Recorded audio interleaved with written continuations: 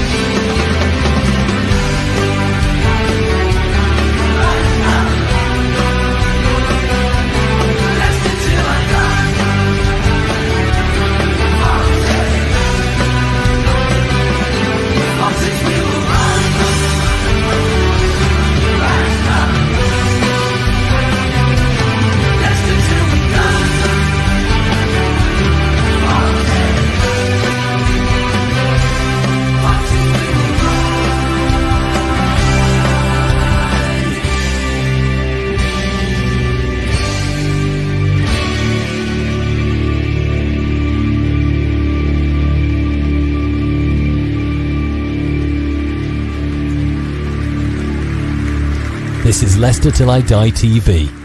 Watch and subscribe on YouTube and listen on your podcast platform.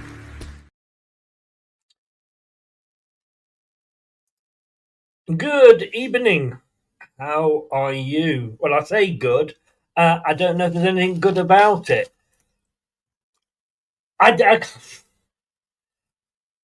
have never been as embarrassed being a Leicester City fan as I am right now. The banter that's coming from other fans, fair enough. It's banter. I'm happy to take it, and I'll give it out. I've been giving it out for the past 10 years. But how low have we sunk? We've sunk lower than a snake. And they can't sink any lower, can they? And I just want to read this out to you because I don't think, as you know, I write for the BBC. Along with Kate, every other week we write for the BBC. I actually don't think that they're going to publish mine this week because it was my turn this week. This is what I sent to the BBC. Wow. Just wow. Just when you think you can't sink any lower, the players go and put in a performance like that first 45 against Sheffield United. The fans of Scooby-Doo, those of a certain age will remember, will we pull off Cifuentes' mask and find it's Ruud van Nistelrooy underneath all along? He does not have a clue and should be sacked now before he ruins his club anymore. Here is a guy who, if he looked at our record last season, would see that we had lost 17 matches playing 4-2-3-1. That was 15 on a run, virtually. And yet, here he is starting with it every week. He said the second half was more like he wanted to play. So why not start with that fucking formation and players at the start? If that's how you want to play, why are you playing a different formation at the start and expecting us to come back from being 3 fucking goals down? Top, you did that over Rodgers and it cost us. You acted too soon over Cooper and it cost us. You completely messed up with Ruud van Nistelrooy and, well, you know the rest. Make the decision now. Kick Cifuentes out of our club before we hit the January transfer window. I have to ask how you manage a corporation like King Power. Please never, ever, ever visit my local brewery. And those of you that will know the saying will know what I mean. As for the players, well, they're just a disgrace. Not fit to wear the shirt. Well, I wouldn't say they're even that good, to be honest with you. Faze, Vestergaard, Winks, Samara, Ricardo, just to name a few. Dump them. They're either playing down their contracts or just don't give a damn. If you had played the youngsters earlier in the season, we would not have the situation like a Luco starting and looking like a rabbit in headlights. Where are the leaders in the squad? This bunch could not lead a dog on a walk. Possibly Vestergaard, I guess. We have a captain that can't play every game. I mean, Mick McCarthy was right. Yes, it can. Marty, you have no clue. You are an embarrassment to the club. Top, you should hang your head in shame. Your interview when you did it from Thailand was too little, too late. Foxes never quit. This bunch of fucking losers certainly have. It's good to talk.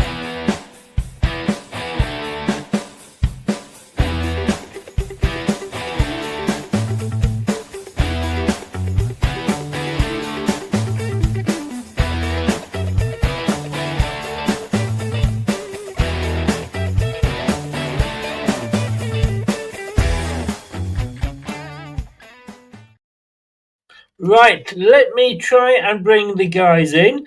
This is all going a little bit tits up at the moment, so I'm going to try and bring them in because at the moment it is not letting me. Talk amongst yourselves. We are really your call is very important to us. Hello from the other side. Hello, I know. Here we go. It's Christmas. It's Chris. Does that work, guys? Does that work? Well, I can see you, but Brad is off camera like he usually is. He's It's a white plate tradition. Christmas, new me. No, same old me. Oh, for God's sake. It's on my end, that's the problem. So it won't let me do anything because I'm waving at you guys. You can't see me, but I'm waving at you. I'm like the cameraman right now. So no, we can't say a bloody thing, mate. Let's just say hello to a few people. At least I would do if I could read this. Here we go. Paul is in. Evening all. What a shambolic one. Yeah. Andreas is in. Paul, wait till Derby. Hey, I'm on holiday. I don't give a fucking shit. I'm the clever one. It'll all be to see on Saturday when we are on national TV. We were midweek, mate. Well said, Chris. Thank you, Paul. Kevin says evening. Well, I'll come to you, Elm, because I can see you. Agree, disagree with what I said?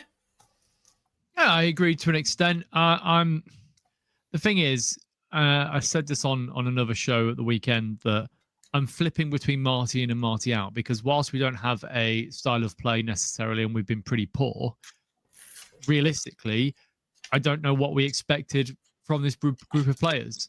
For me, the majority of the blame goes to those players because Marty can set up a team, bring in all the players that he wants to play, but he's not expecting within a minute to be a goal down to some awful defending because they can't be asked to kick the ball at the field or put it out for a throw-in, and then the defending for the second goal. Like, I appreciate that he's the one that picks the team, but look, this is the team we've got at the moment. These are the players we've got. He should be picking the younger lads, but we saw with Aluko that even if you pick the younger lads, they're not necessarily ready, so you should be bedding them in. So, I don't think he will go until we get the technical director in, and then that's when he'll leave because the director will want his own manager in place. So I think he's here until at least January. Brad, what Steve said then, yes, he's not on the pitch conceding the goal. He's not, not putting the ball out, not doing that. But he's telling them what to do. He's the manager, head coach, dickhead, whatever you want to call him, that's him. And they are doing what he's telling them to, what he's telling them to do. Yeah, because we played two completely different styles of football from first to second half. And I'm not talking atrocious to somewhat amicable performance. I'm talking defensive, hold on, siege fire to our goal to actually let's attack them and throw the sink, the utensils, the fridge, the freezer. I'm sounding like a contestant of bullseye with these things, but you know what I mean, Chris? Like that, it just doesn't make sense. And I get to a degree where Steve's coming from. I hate to do it, but I do agree with him, right? To a point on that. But friend. But also to kind of counteract that, why is Winks allowed to set foot onto a Leicester onto a pitch. He's useless. He miskicked air. The guy tripped over air. If you've ever seen Shark Tale... Or come on to individual players in a but second. my point is, he shouldn't be playing certain players like that that are making a team. What happened when we changed certain players that we're going to go on to talk individually about? Winks plays, just to name two. Sorry, Chris. Sorry. But when he changed these players, we actually had passion, we had drive, we had effort. And I know people will say, well, Sheffield were 3-0 up. But someone must have said in that dressing room, and I very highly doubt it was Marty, someone must have gone, hold on a minute. These feckers are struggling and all. A goal will get the jitters up them. And to a degree, it did. It really did. I don't remember Sheffield United having a chance in that second. Well, no, actually, they did have a couple of chances. But my point is, Chris, we got the jitters up in that first goal, and nearly mounted a comeback. But I don't think that came from the manager. No, they certainly in the second half, and we'll explain this to Steve because obviously he didn't see it. Sorry, mate. I listened to it. I'm aware of what happened. Yeah, no. I'm winding you up, but we will. But I understand why, and we'll have a talk about that in a second. But yeah, in the second half, we did panic Sheffield United. Brad, if you can try and get your camera working, I'm working on it. I keep resetting things. We did have him worried. We did force him into changes. But look, that was embarrassing. The fact that just before we kicked off, well, the day before we kicked off, it came out, Chris Wilder applied for the job. He wanted the job. He spoke to some, the players that he'd had on loan there at Sheffield United. And we didn't give it him. Instead, we gave it to this prick. Now, as it says there, for lovers of Bullseye, here's what we could have had. Now, in the summer, there was two managers. Well, we were being linked with everybody, weren't we, Steve? Let's be honest with you. If somebody was, out of work, they were getting linked. Two managers that I actually came out and said, you know what, I wouldn't mind if we appointed them. Not they weren't saying they were my choice to be appointed, but I would understand why we appointed them, and I would not be against appointing them. One of those was Sean Dyche. The other one was Chris Wilder. But all we must play the best football in the world. We've got to play tippy-tappy football. They're old school. They don't know how to play. They're just hoof it. Well, I hope you're looking in the mirrors now and feeling total cunts, because he's not doing so bad at Nottingham Forest, Sean Dyche. All right, he's not, doing the world up, but he's got them out the bottom three. Look at what Chris Wilder's done since he's come in. Now, Chris Wilder, not his team, all the players that he had there before that he booked in his team were sold by the idiot that they had in, Sellers, but he's making that team work. He's looking at it. They played 4-4-2 against us in that first half, and they absolutely destroyed us. What they would have done if they'd have come in, Steve, is they'd have come in, they'd have looked at this lot and gone, oh, hang on, you can't play 4-2-3-1. You lost 17 out of 19 games playing that.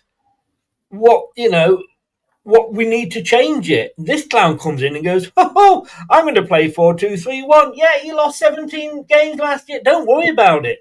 Do not worry about it. I'm here now. We're going to play 4-2-3-1. Yes, I know we've sold the best of what we had, and we're left with the real shit of the shit, but I'll get it to work. That was the most embarrassing thing for me. Fair, but you say that Wilder's done okay. I mean, he's won 6 and lost 6 and drew 1 in his time since he's been appointed. They have a team that is worth, and they spent a lot of money in the summer. Hindsight is a wonderful thing here because, first of all, I don't think Dyche was even interested in the job by all accounts. And whilst Wilder interviewed for the job himself, the club went in a different direction. Look, we all thought Marty would be different. We all thought he'd come in and he was saying the right things. That's fine. But again, hindsight is a wonderful thing. Now, I don't want Chris Wilder at the club. I would rather go for somebody who's a bit unknown, like Enzo, when we picked him up from Man City.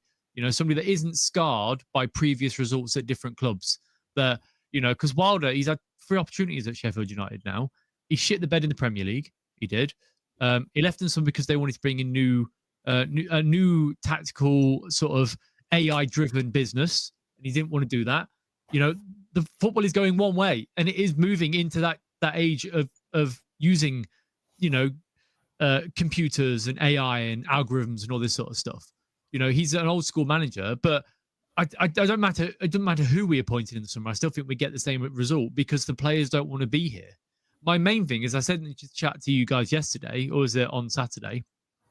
I think the club were hoping to sell more players in the summer to have a proper rebuild and then give him some money to spend, but it didn't happen. So he's stuck with players that clearly don't give a shit and will run down their contract because they won't get the wage anywhere else. So yes, we can talk about the manager that we could have had, but you know, I'm more interested in what's happening now and what, you know, and what's gone in the last sort of 10 or so games, not who we could have had as manager, because that's a fantasy. It's a dream. It doesn't matter. What I'm saying is, with making that comment, is Top may be at the wheel, to quote Man United fans. Top may be at the wheel, but he's driving us off the fucking cliff. Oh, no, you're right. But he's been doing that for 4 years. So, yeah. You know, and we'll get onto the leaving early stuff a bit later on, but just to caveat that, you know, there's a lot of aggression towards fans that have left or aggression towards fans that have stayed if you've clapped or booed. I'm in the mindset that I don't give a shit if you stayed or if you left. If you booed or if you clapped at the end, that's your prerogative. You paid the money. Why are we arguing with ourselves when realistically all of our attention should be faced towards the club? So the club are loving the infighting, but actually they should be pointed towards the higher ups at the club that have run this club into the ground. And I heard earlier on a comment that was on Fox's talk. We've already hit the Titanic. Sorry, we've already hit the iceberg. We're just waiting to sink.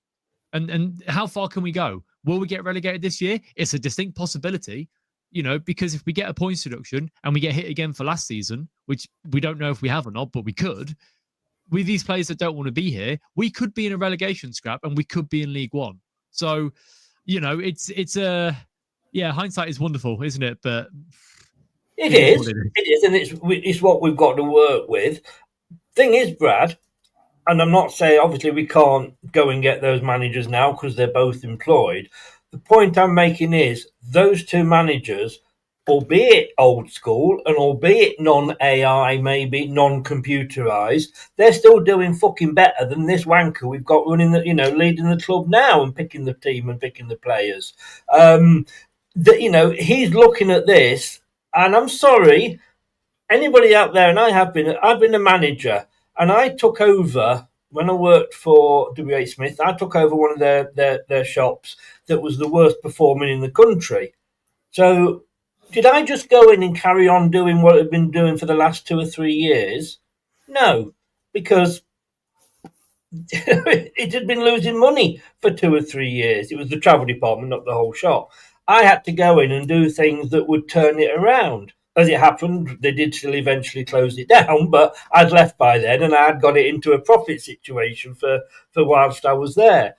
That is what Rude isn't doing. How can anybody look at it and go, this is the way we should be doing it because this is how we did it last year when we actually had a few decent players that are no longer with us, and I use decent loosely. You've got to look at it and go, what went wrong? We need to try other things. And this is what he said at half-time. At full time. The way I want my team to play is much closer to what we did in the second half.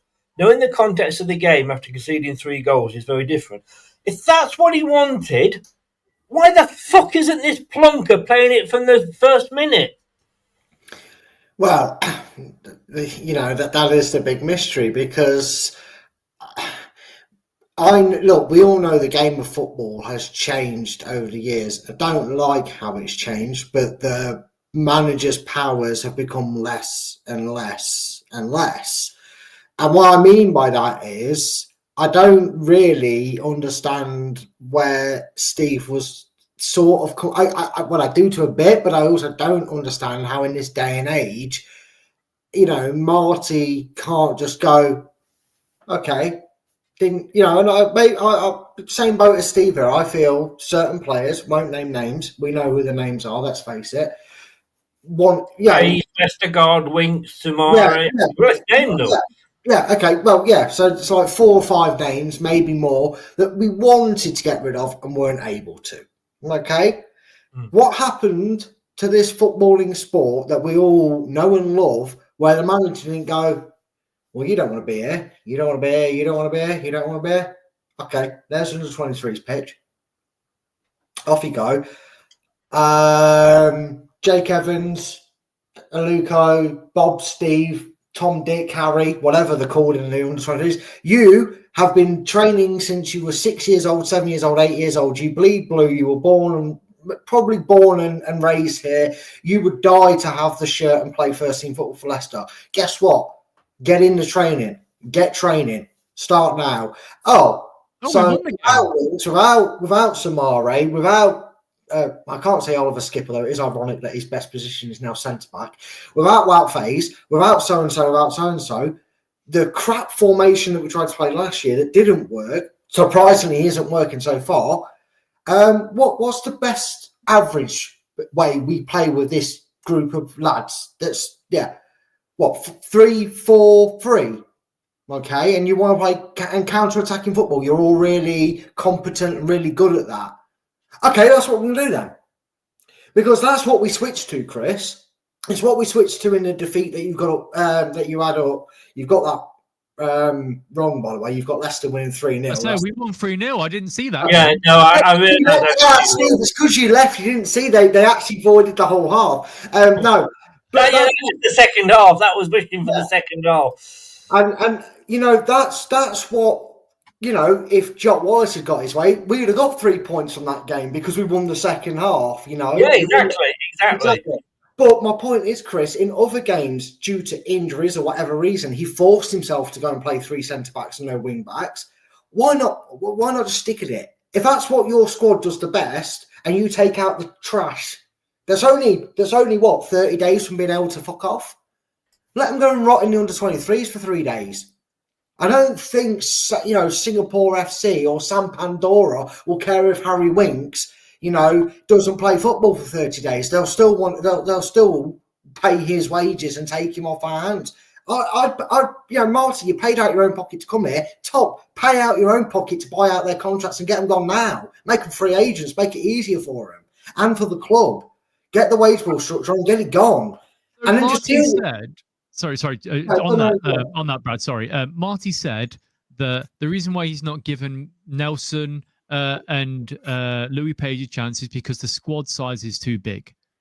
And I about fell off my chair when I heard that because you're the manager. You're the one who choose.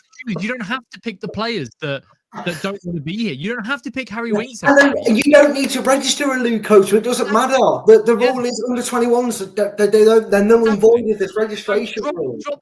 Honestly, I think if we started this season with 4 or 5 youth players like Aluko, Nelson, Monga, Louis Page, Jake Evans, even if you start the season with them playing sort of 10, 15 minutes here or there, they'd be ready now. They'd have played 15, 20 games already, and they'd be up to speed in the championship.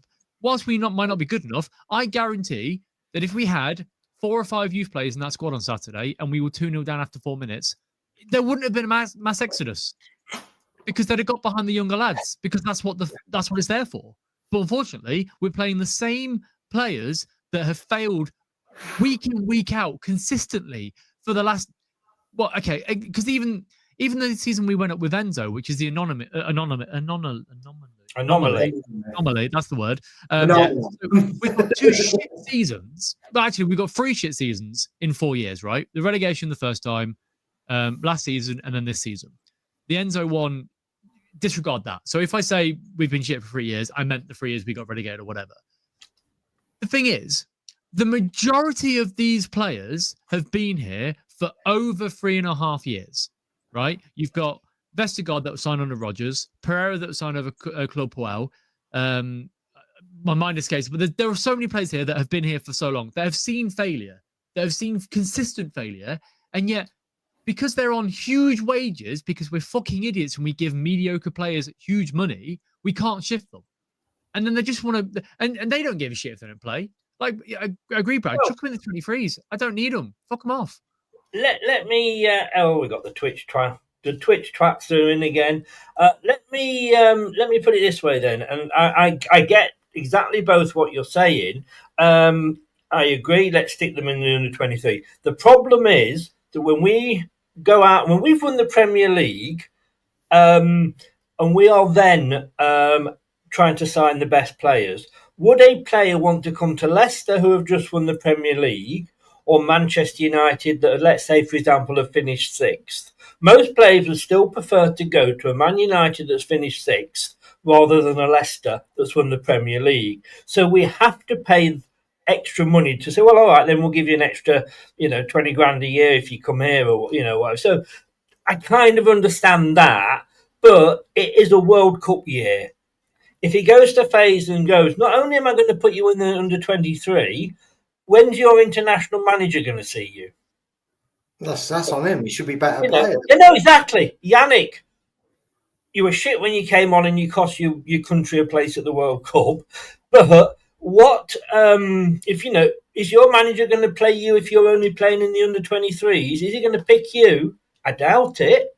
So they're not only risking that, but they're also risking the World Cup place. The Belgian manager has already said to Wout Faes he should play somewhere else, for regular football.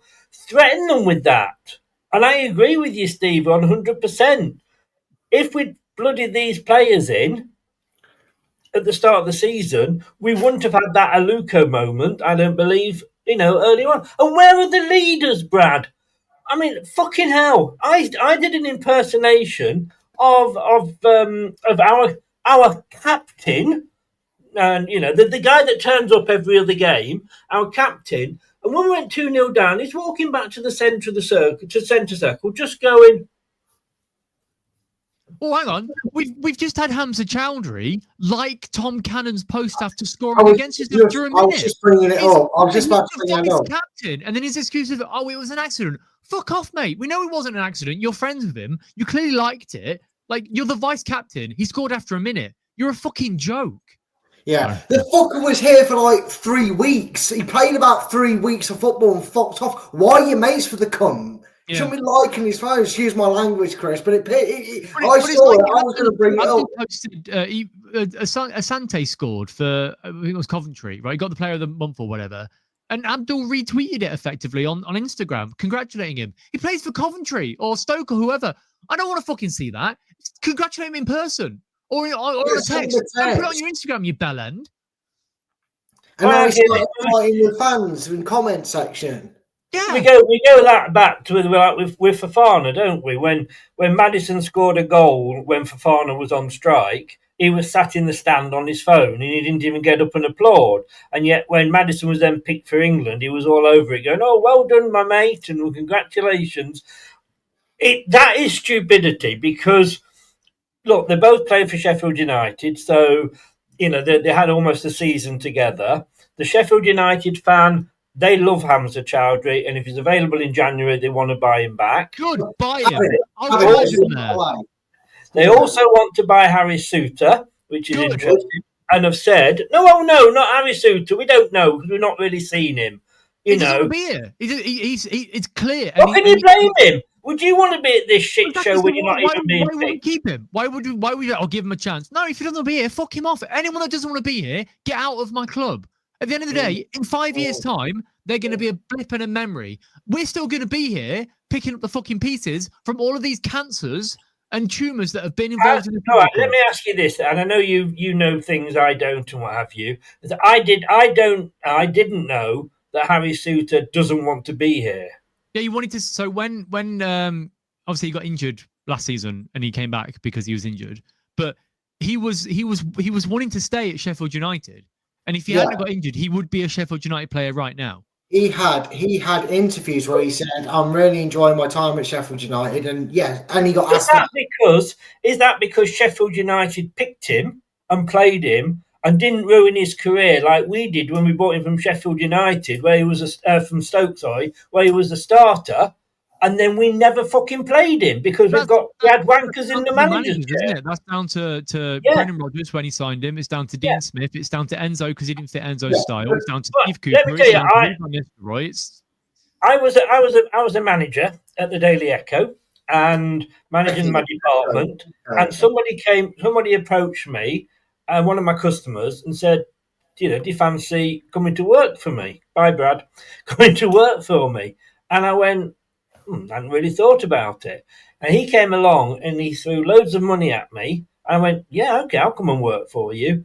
I was there 6 weeks because but the fact that somebody wanted me, because where I wasn't showing me any appreciation or giving me any praise. And all right, you don't always expect praise, but if you're doing well, the fact that somebody said, you're good, I want you, made me feel a lot better. Now, after it happened, I ended up going back to the Echo, and I was there another 3 or 4 years after that. But I understand how these players feel. How many players have we bought, Koulibaly, and never played them? So is it any wonder that they don't want to stay here? And I will say there is probably, you could argue that point with Suter and definitely with Koulibaly, where it's a mercy to let them go. It shows mercy to let them go because for whatever reason, when we brought them in, I mean, Clown Shoes couldn't pick his left from his right because we know that because he kept playing Justin on the wrong side. But the point is, Chris, the majority of the players have down tools. The one thing to say about the difference between Suter, especially because we haven't seen Koulibaly play, we genuinely haven't seen him play, so we can't include him. But players like Suter maybe feel, I'm aggrieved, I'm never picked, a bit like Crybaby Cody did, TalkSport FM, in his time at Leicester, and you're going to fall out your seat here, Chris, so get yourself steady based, make sure you're ready. Jose Perez. Yeah, I know. I'm actually about to praise Jose Perez. The guy that didn't want to come here. I know. Jose Perez, as you know, maybe I didn't say it enough, Chris, but I wasn't his biggest fan. I thought he was a headless chicken that even when he did play and try his heart out, he still made us feel like we had 10.5 men on the pitch at best. The only thing I will ever remember Jose Perez for is 2 things. We paid 30 million fucking pounds for him and the handball assist at Wembley. Right, one good, one bad. He scored 3 against Southampton as well in the 9-0. See, I forgot that. So there's top 3 things for Perez. But here's the one thing I will always say about Perez. I even said when I disliked him playing for us, you got to love a trier because he tried. He was no good, but he tried. And every time they seemed to play, they didn't seem to try. That was my biggest gripe and issue. I get what you're saying. Of course he tried because he was being picked all the time. Well, and I'll tell you something. I would sooner have a player of Harry Suter's attitude because he wants to go somewhere so he can play. He doesn't want to just sit here and take the money and warm the bench. Would I sooner have Harry Suter in the back 4-3-5, whatever we play, or would I sooner have Wout Faes? I'd have Harry Suter 6 times a week and twice on Sunday. So, Chris, offer him a wage, you might get him. Well, Harry Suter is here anyway. We're paying him. I mean, you might get him personally if you offer him a wage. But what I want to get at, Steve, is, and yes, a lot of the blame falls on the players. I grant that. But whatever position you're in, and like I said, this was me as a manager, and I'm sure if you speak Spanish, you know what that means. Anybody that is, as a manager, you get the blame if your team's not performing. And you go in and you say, well, this player, this guy is not selling, he's not on the phone. Well, what are you doing about it? That's not an excuse. You're the manager. I want a manager that will come in and go and have the balls, which obviously Marty hasn't, have the balls to say, you're shit. I'm not playing you because I'm going to try this formation. And hey, do you know what? I'm going to have brains here. We actually changed the system in the second half. And do you know what? We actually played better. That's the way I want them to play. And like I said in the intro, why the fuck isn't he doing that from the start? So to caveat your point about, you being a manager going into a place and changing it around and stuff, I guess if you turn up to, say if you came into my job, right, and you said, right, I'm here to manage you, and I've gone, okay, well, just to let you know, I've sold half the forklift, that those parts are being shipped out now. You can't have the laptop because that's being sold as well. The scales that we used to weigh stuff out, you can't have them either. They've gone. But what we're going to do is we're going to loan some of these in, but the scales you're going to get are like kitchen scales, not the big industrial ones that you need. We are going to give you a nice forklift though, but it's pedal power, but it will do the job. It's pretty good. Sorry, it's my heart rate saying I'm getting high. And then the laptop, what we're actually going to do is here's a chalkboard. You're going to write out the orders on the chalkboard and just throw it into the field next door to hope you get. So I don't think he's been backed. Clearly is that. This isn't his squad. These players that have been scarred for a very long time at this club, this isn't his squad. I think if he'd come in the summer coming, I think he'd be a good manager for us because there's none of that history. A lot of these players would have gone, and he probably would have set up a way of playing that suits the team, the players that he signs. Whereas actually, right now, I don't think he's going to be here much longer. I will say that. I think he is culpable for how we play and the tactics we set up, and the fact that we keep playing out from the back when we're clearly not suited for it. We never have enough shots on target. I think Daka had 12 touches in that first half total, and 2 of them the ball pinged off him and went back to their players. So we're not set up properly. I agree with that. I think he needs to change the system. He won't. He's tied to it like Enzo was. The difference is 2 years later, the Championship is a lot better league than when Enzo came into it. I think he's out of his depth. I don't think he's a good enough manager, but I also can sympathise with the fact that we haven't given him the proper tools to fix the situation that we're in. Because as much as you bring the youth players into it, I would say, and I don't know who mentioned it before, somebody mentioned it previously, it might have been you, Brad, it might have been somebody else, that whilst the players we've got now, no, I don't know if it was either on this podcast or somewhere else sort of thing. Okay, no, why didn't you? We've got certain players that don't want to be here. We've got youth players that clearly aren't ready to take the step up. So mix them together and it's a recipe for disaster. And whilst you could implement the younger lads earlier on and give them that time, still doesn't mean that they're ready for it. No, but let me go back to your chalkboard. That if I came in as a manager and you said you've got to use this chalkboard now, and 2-3 weeks I found out you didn't know how to hold a piece of chalk, then obviously that's not the job for you. I need to get somebody else on there that can hold a piece of chalk and write with it. So it's my responsibility. I've got to work with the tools that I've got. And let's be honest with you, we had 11 tools on that pitch at the first thing in the morning at kickoff. But it's my job to then say, well, that guy, he can't do that. I need somebody in that knows how to use chalk. I'm obviously being stupid there, but you get the point that I'm making. Now, in regards to the youngsters, Brad, yes, look, I wasn't impressed with Aluko. I think Aluko was being absolutely stupid and he got what he deserved. I don't care whether it was his first game or his 51st game. He's played enough games of professional football at a younger level and the rules are exactly the same. There are no different rules. He's not coming in and suddenly having to play to different rules. So he would have known what he was doing. But I said I wanted a transfer ban in the summer because that would have made us play the youngsters. If we'd been losing week in, week out, but the manager's saying, yeah, but look, guys, I've changed it to this position, we lost week in, week out under Nigel Pearson, but the players were putting an effort in, right? And yes, I know the players are leaving and they're not wanting to go for the club, so they shouldn't be there. Put the youngsters in. And like Steve said, we would say, well, all right, we've lost, but the youngsters are in. And they'd be getting more confident week after week. And then maybe they start getting some draws and then maybe some wins. This fucking £100 million 5-star hotel that we've built has produced all this golden age of Leicester City players. Are we going to be like England under Sven and to completely waste it?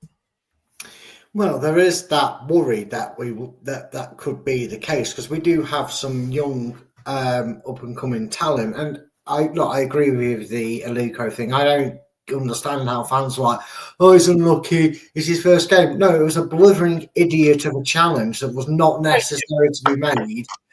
I don't care if you're 17, 12 or 25, you don't make that challenge. You've got a brain of sludge if you are doing it.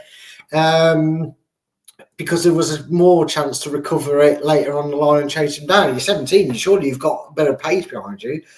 Yeah. But it's it's one of them, Chris. I look at the two teams from Saturday and their fortunes in terms of form, and Sheffield United. Now, again, different circumstances, but I kind of find an alternate. Is it alternate universe? Is that right? Alternative universe. Yeah, that one. Hey, you put your pussy away, Steve. No one. Oh, yeah, pain in the ass. Yeah, I'm gonna say. I mean, he's obviously. Is it a he or a she? Your cat? It's a she. Her name's Lola. Lola. Lola is obviously giving her opinion on Leicester City because she was just showing her arsehole to the camera. So the last 4 shows I've been on, I've been quite irate because of the football. She comes and lays in front of me to be like, "Don't shout. It's okay. Don't do shit." I had a woman like that once. Yeah.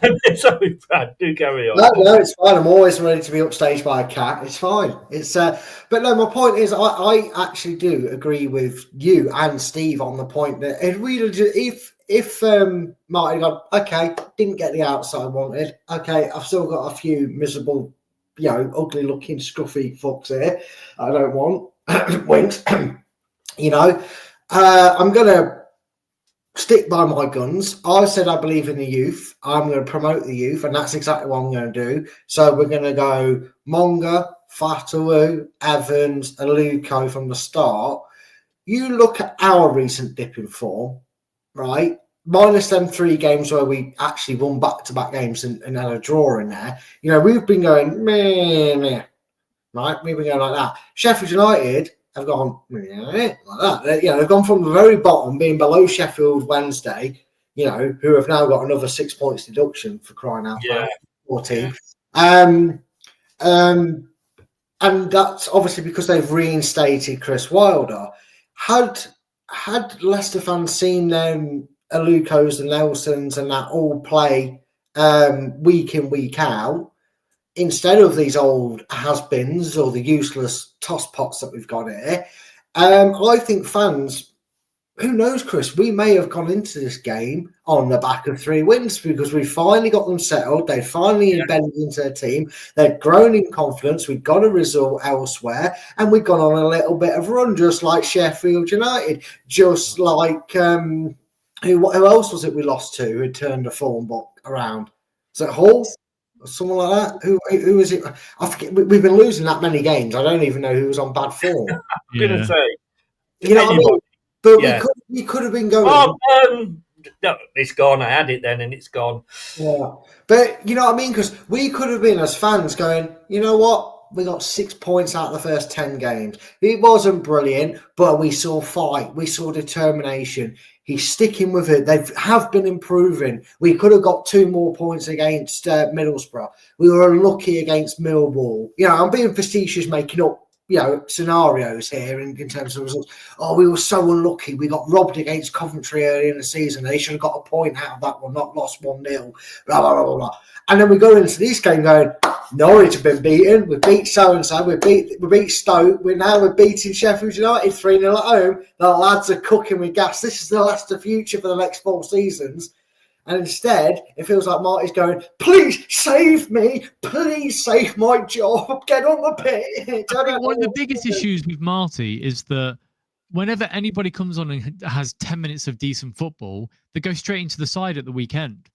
You can't keep sort of firefighting. So you can almost guarantee that Samare will start on Saturday because he had a decent second half. Ayew will come in for Daka because he had a decent second half. Skip might even play centre-back. It was better than Daka, Chris, is what I mean by that. Yes, yeah. I agree about Skip. I think we've suddenly discovered our best defender. I can't believe that all the positions that turgid twat has played in, we put him back and he played really well. This is what I mean. I still don't know if he actually knows who his best team is. So, he's consistently changing things up. It's just, And look, I was at Southampton, as we all know. I haven't seen us go 3-0 down in 2 games before in the space of 4 days. But it was a treat to get down to Southampton and see that, and then to think, oh well, at least we'll turn up on Saturday. And then I barely got to my seat. I think I was 3/4 up the way of the stand, and people were standing. They stood up, getting out. I was like, get out of my way! I want to get to my seat, and they were just standing there watching the game. And got to the top, And as I turned around, they scored. So it was like, fuck, great. There's just a continuation of Tuesday night, and yeah, it's just a shit show. The whole thing's a shit show. I'm sick of Leicester City. Well, yeah, I am actually, well, as I've said many times, I'm away for Derby. I'm in London with my daughters. I'll be going to Saturday afternoon. I will be going to Winter Wonderland, and I'll have more fun there than doing a watch along here. Your wallet will not enjoy that, but hey, it is what it is. I know. I love it. I've been before. I absolutely love it.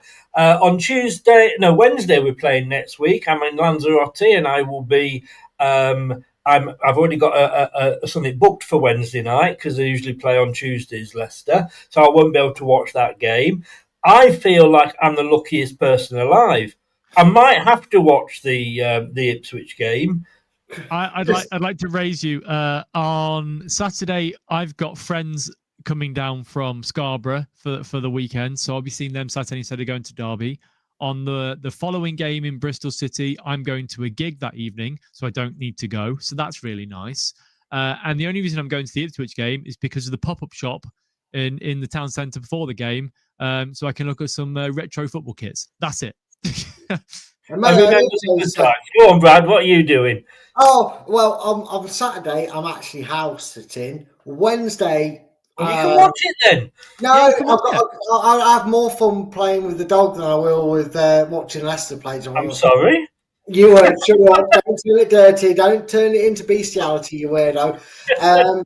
But my point is, Chris, see if Leicester's suddenly going on an unbeaten run while you're in Wonderland and then in Lanzarote like you were last time. You need to go and move.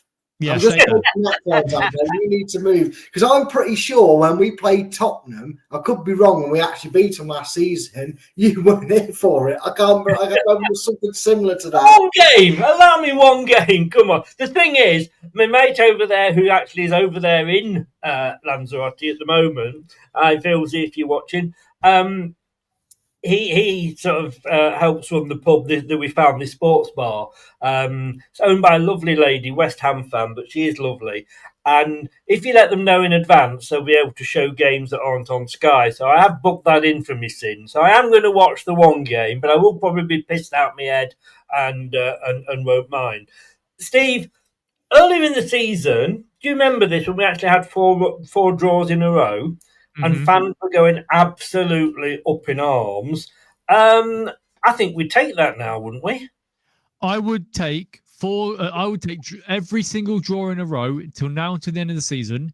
If it meant we didn't get relegated, and we could blood some of the younger lads through, and then not have to play the total pieces of shit that we all don't like. So I will happily take draws. Give them to me. Yeah. I just want some boring 0-0 draws for a change. I'm sick of all of this drama. Yes. I mean, without those draws, we would actually be in 19th now. So, interestingly, Brad, do you remember when the transfer window closed? Before that, Winks didn't really start many games, did he? He brought him on. He relegated him to the bench.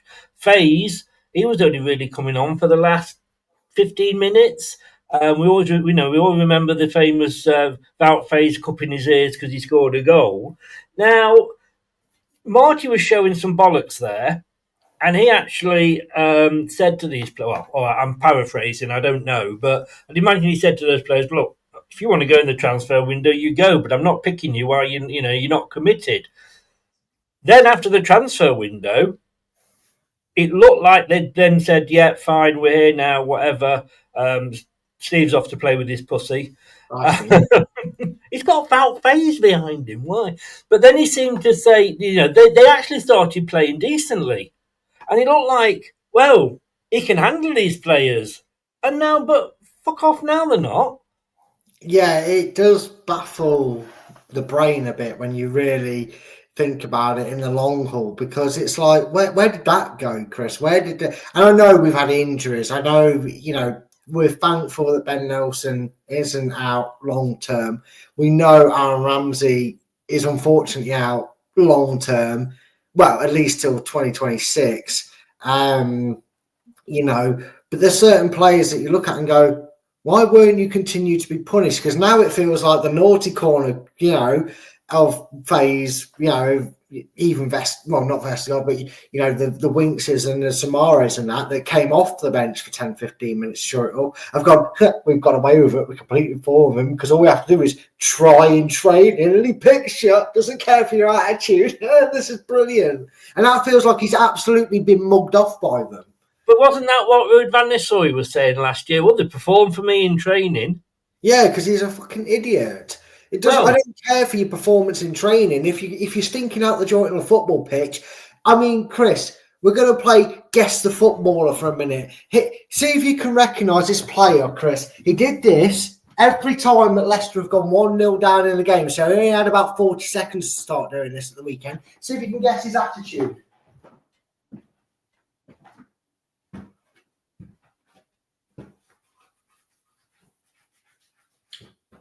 Picking his nose, scratching his arse. Who do you think it was that might as well have been doing that than pretending to be a footballer? Go on, both of you. Have a go. I'm going to go Winks. What about you, Steve?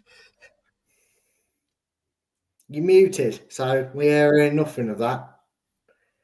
Have you disconnected your mic? Oh, hello. No, yeah, sorry. That could be a number of players. Well, it was. Yeah, I will give you that, but this is one. I have mentioned him a few times under my breath. Samare. Winks. One of you is right, and it ain't Steve.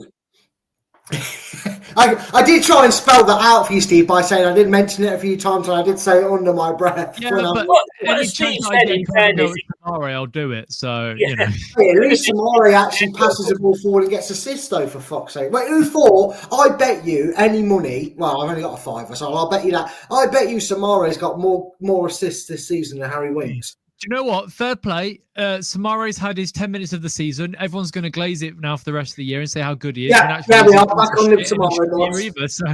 They're both terrible, and yet he's probably outshining him by 3 or 4 assists. We will probably leave out the player of the match later on. I have that feeling. Steve, the thing is, when you look at that team, and we did a pick and mix show with Kate Friday lunchtime, and she picks the team that she wants to play, she actually got it 100% spot on. That was the team that she picked. We thought, James is back in his position and what have you.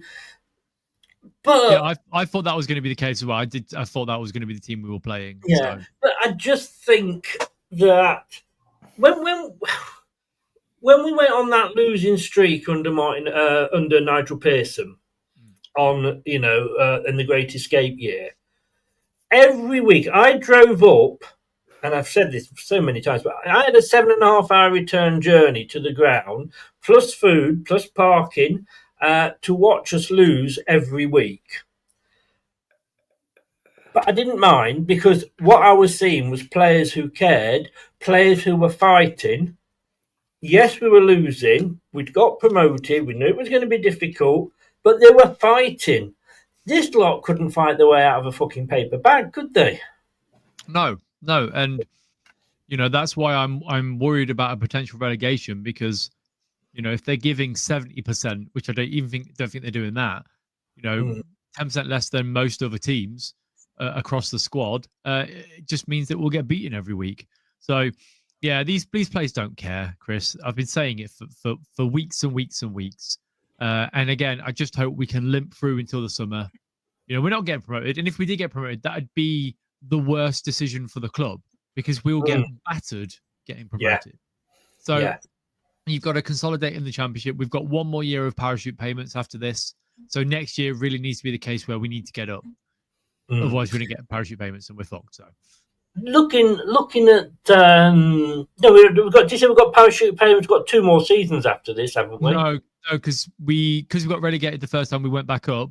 We don't start a brand new 3-year cycle. We carry on. So we've got so the first year you get like 80 million or something. The second year you get like 50, and the third year you get like 20 million. So it goes down over that time. Right. Brad, are you there? I am. Something popped up and now it's killed my camera off. I'm just. I don't want to know what's popped up. No. Hey, well, you go off the screen. Yeah, Elton playing with his... At least I have the decency to not stroke me pussy on camera. That's all I'm saying. That's the most entertainment we're going to get whilst watching Leicester. So this is very true. In fairness, can't argue with that. Yeah, don't know what you got about face behind you though, mate. But there we go. He was, you remember when he cupped his ear to the fans and he was giving it the big ones at the beginning of the season? Do we all remember that? And now look what we've got. Oh, I got kicked in the face. I'm a little bit dizzy. Fuck off, dickhead. Yeah, fair enough. That's how you really feel.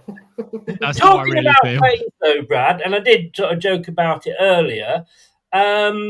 Sometimes out of things going wrong, you suddenly discover that striker is actually better as an attacking midfielder, or that defender is better as a midfielder. Have we suddenly found the best position for Oliver Skipp? Well, it's certainly working better than when we had the genius idea to play Wilfred Ndidi at centre-back.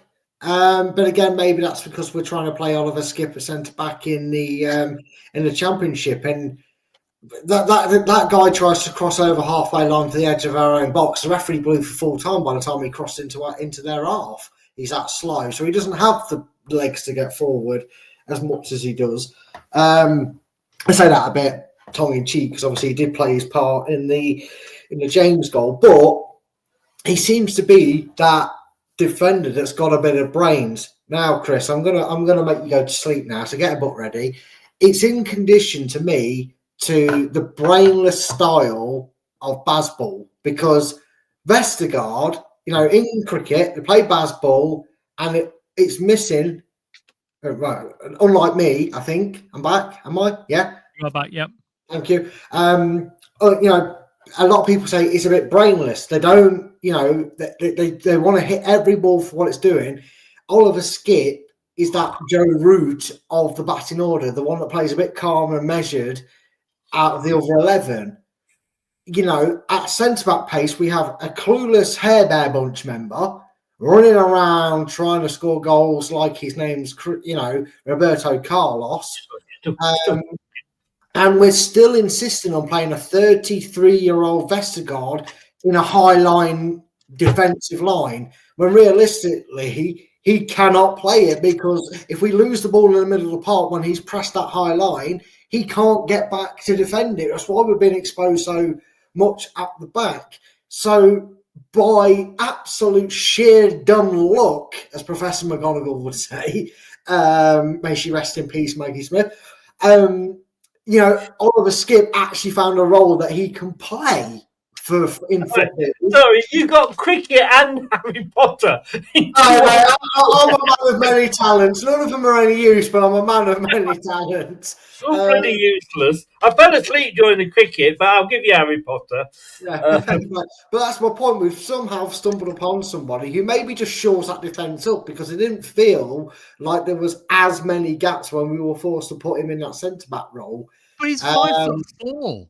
I know it don't work out, does it? It don't work out.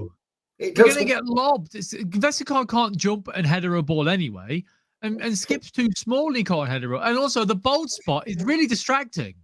And that's where it works. He gets told to aim his head towards the floodlights. If you had Suter, he can jump and he can head the ball. Yeah, but he's got no knees. For fuck's sake. You want a complete footballer? Go and support Liverpool. Well, maybe not at the moment, actually. Yeah, wrong choice there, Chris. Leicester in disguise. They are. Steve, 3 changes at half-time, and then suddenly we did start playing. Like we said, Skip on. I don't know. I wasn't there. I didn't see it. Oh, you weren't, were you? Brad, 3 changes at half-time. And in fairness, we did then start playing. Skipp came on. Well, no, look, before we come to that, let's go back to that point, Steve, because it wasn't just you that left. A lot of people left. I've never moaned about anybody leaving early. I used to leave early every single week. I had a 3.5-hour journey back down to the south coast.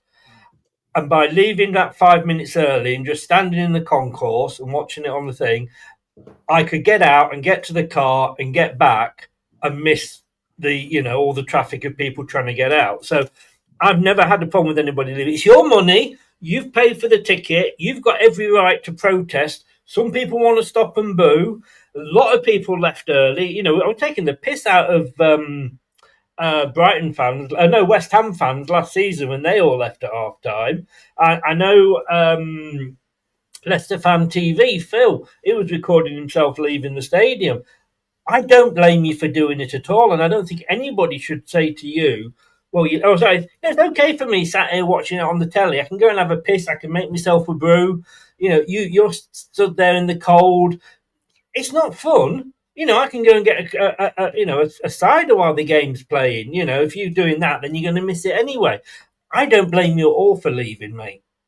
No, so look, I was on a separate show on Sunday morning, and I got into an argument with the famous Graham Brock. I don't know if you're aware of him. He polarizes opinions in the fan base quite a lot, but overall he's a decent voice, and it's nice to have a balanced view.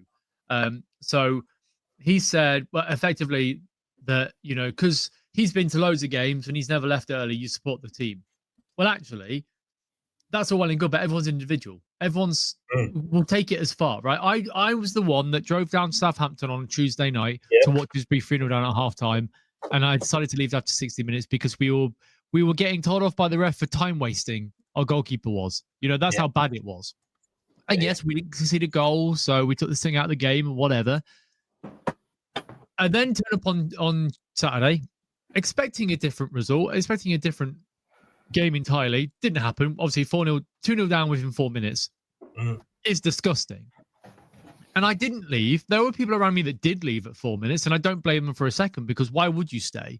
Why would you, give up your time and your at that point, because the game had gone. Even if we got it was 3-2. It doesn't matter. The game's gone. We're 3-0 down. Hindsight is a wonderful thing. We could have come out in the second half and conceded 3 or 4 more, but we didn't. So I made the choice on leaving when I did, because I didn't think we were getting back into the game, and I was justified in that sense. There are and if you want to stay. I don't care. You more entitled to stay and cut the players off. If you want to cut the players off. If you want to boo, you can boo. I don't care. That's your prerogative.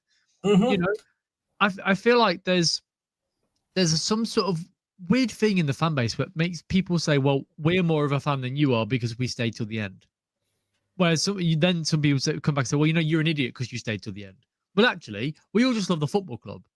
Support the club how you want to support it.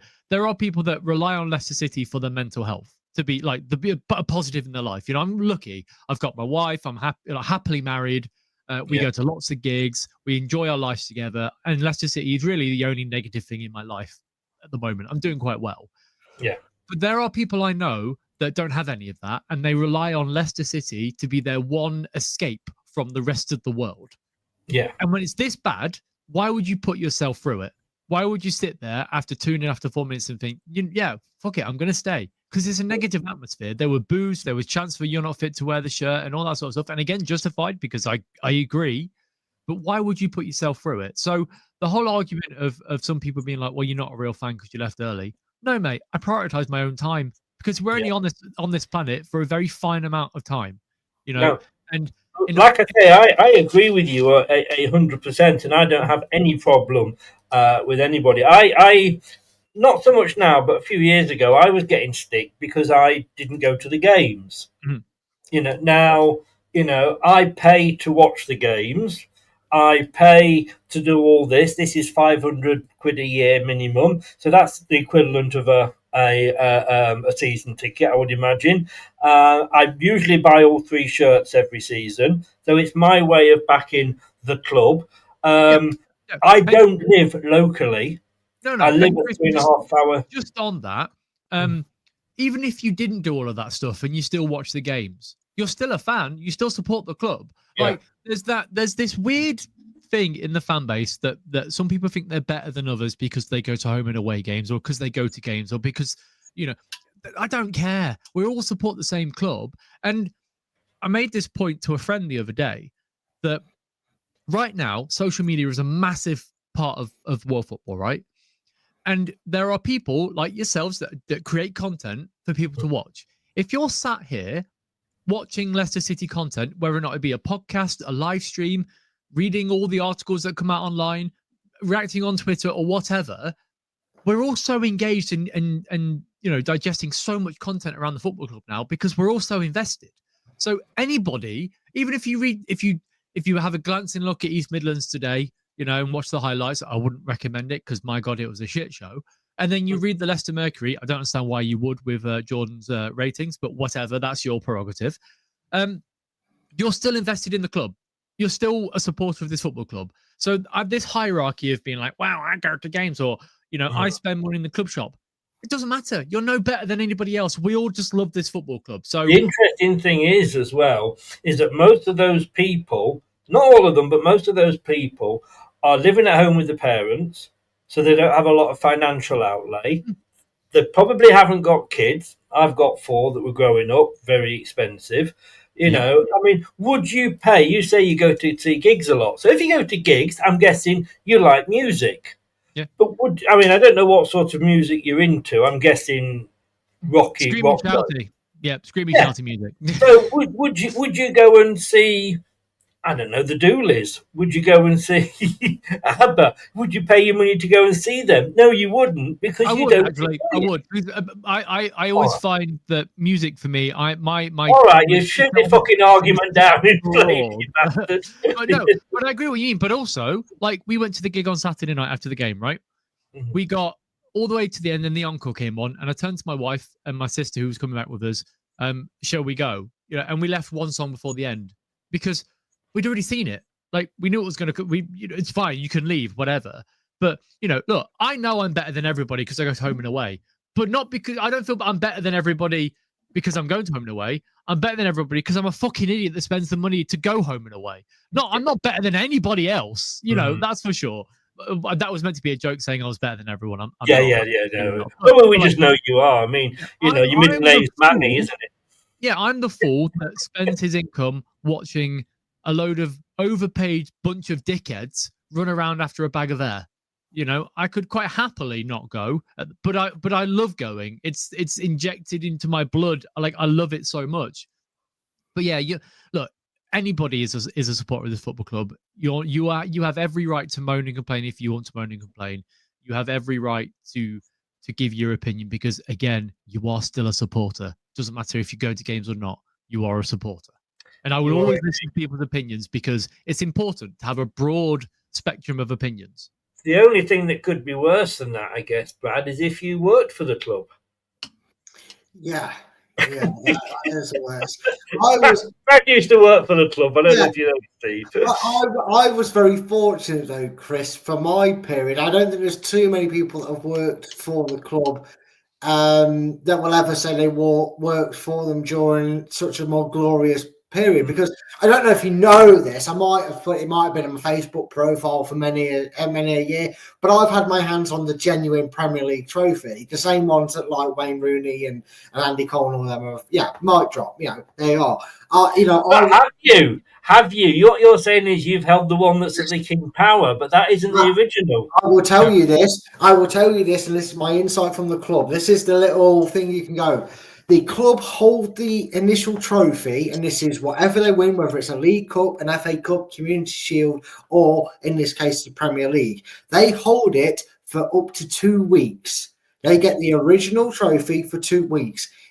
3 days after Vardy and Morgan and all the rest of them lifted it, our department I worked in was given the opportunity, if we wished to. Now, not everybody, surprisingly enough, that works at the football club is a football fan. It's a job. Yeah. Not all of them did. I actually know for a fact that one of the guys who ended up lifting the trophy with me, not with me personally, but went with the group, was a Liverpool fan. And he goes, I don't live in Liverpool. I'll never get the chance to do it. And obviously Liverpool hadn't broken their 30-year look at that point. So he came and had his photo taken. Once the tours, that when you pay your 50, 80, or £100, whatever it is, to have a tour around the stadium, you're lifting the replica. You're not lifting the trophy. I've had my hands on that genuine, lifted by Henri and the Invincibles, lifted by, I know they got a golden one, but the actual trophy. So I have actually laid my hands on that. Admittedly, the fingerprints have all been cleaned and swept down, but I have held and kissed that same trophy that they have. Brad, I was there when the no-look pass was made in the stand. Brad, But you might have touched the trophy, but I've touched a woman. So, who's the real winner here? I don't know if you see my life. I tell you what, at some points with some of with pretty much all my exes, I'd rather be touching the trophy than any. Yeah, I agree with that. Let's get this back onto football, shall we? Brad, second half, Brad. Made 3 changes at half time. Changed it round a bit as well, formation wise. Suddenly, we came to life. Now, the argument is, and as Steve, what do you think? Steve, call me Steve. Call me Steve. I know, but I'm looking at Elm, and that's why I say Elm. But no, when we went to Southampton, do you remember that 9-0? When we were good. I mean, I put a thing out today, like, where were you when we were shit? I was watching Sheffield United at home. At half time, we were 4-0 up, and I turned to my son and his girlfriend, now his wife, mother of my granddaughter, and said, enjoy the second half. We're 4-0 up. Oh, no, 5-0 up we were, weren't we, after? We're 5-0 up. We'll take our foot off the gas. Why go out and do anything like that? And, of course, we then went on and got another 4. So that could have easily have happened in this game. So he did make changes that kind of change. And when you look at Chris Wilder's face, he was panicking in that second half. We forced him into making substitutions he probably didn't want to make because we were suddenly back in the game.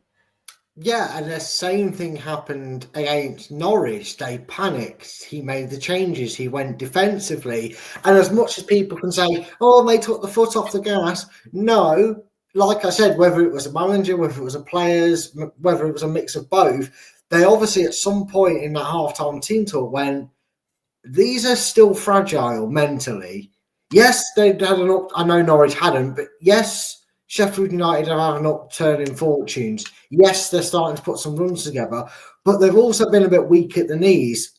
Sorry, Suit, I know you don't have a knee, you don't know what that feels like. But, if we can get a goal back early, and then anywhere between there and the 80th minute, which we just topped over, we got it in that bracket, if you want to be kind to James, they're going to be nervous. They're going to start to crumble. We might just somehow nick a miraculous 3-3 here. Okay, we didn't, and we wouldn't have deserved it in all fairness. But we showed, yet again, Chris, I take us back to Steve Cooper, second half City, as we called us back then. It wasn't Suplex City like Brock Lesnar. It was second half City, unfortunately. We showed, and funny enough, according to our manager, exactly what we want as fans and what he wants from the players week in, week out for at least 90 minutes. Because it was a completely different contrasting style of play. I said to you on the post about that actual statement, Chris, maybe if you give one formation, i.e. the 3 at the back, I was talking into, the same starting 11, okay, injuries you can't help, I get that, but the consistent, as much as you can start 11 and the same style of play, because poles apart the first and second half and how they went about trying to do things, maybe give the players actually half a chance to get in some form, because you said it perfectly about Pep ruining football. First of all, with the tippy-tappy stuff, but he's also ruined it in the sense that, he also preaches about, oh, well, it might all be tippy-tappy, but when we play Liverpool, we'll turn it up a notch and I'll do this more. But when we play Brentford, because they play, I set up for each team. It feels like all these newish sort of managers to the game feel the need, especially in the Championship, to play one way against Derby, play one way against Norwich, play one way against Sheffield Wednesday, and play one way against Coventry. 4 completely different ways. Settle it down. But he's doing that. He is playing the same formation every starting week. He is playing the same players. Yeah. I know you're saying then, but what you should be saying is maybe change it first and then stick to it if it's winning. But look, this should quickly on the subs, because they did make a difference when they came on. Should Mongo have come on earlier? I mean, he came on with 10 minutes to go. Yeah, he should have been. He should have been a full sub, Chris. He should have come on at half time. He just should have come on. He should have been a fourth sub.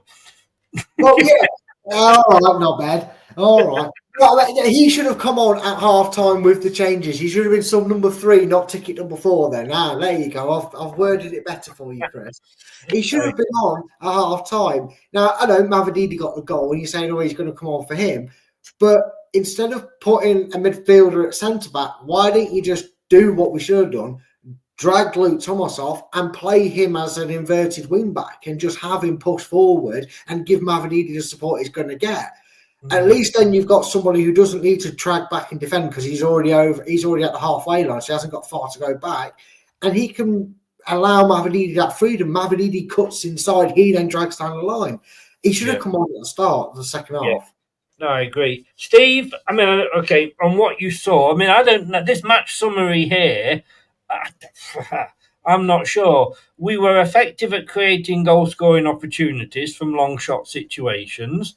We're effective at creating goal-scoring opportunities from the flanks. We're strong at finishing. These are our strengths, by the way. Weaknesses, we've only got the one, apparently. Committed a high number of individual errors. That's just copy and paste every fucking week, that is. Mm-hmm. And the style was we dominated possession and we favoured short passing. I mean, I don't know. I don't think that's certainly not the first half, is it? No, we were terrible in the first half. It genuinely might be the worst first half of football I've ever seen in my life. Oh, I've seen better games under Ruud van Nistelrooy than that first ball. Yeah. There is nothing. To be honest with you, I've blocked it out of my head a little bit. The game itself, and you guys were talking then about the game. I'm busy making a Hamza Chowdhury meme, so you know. Oh, I'm glad we've got your attention then, Steve. We're obviously riveting conversation over here, Chris. Yeah. All right then. Look, do you remember how many points you said we'd get by the end of the season? Oh, do you mean by the end of the year? Oh, sorry, by the end of the year. Sorry, I said 7. I thought you said 4. Oh no, it was 4. No, it was 4. Sorry, it was 4. Yeah. I think we'll lose the next 3. I'm going to say I remember what you said. Yeah. But yeah, well, we're now gone from 7 games down to 6, so we've got less chance of making them 4. Are you still sticking with 4 points? And if so, where are they coming from?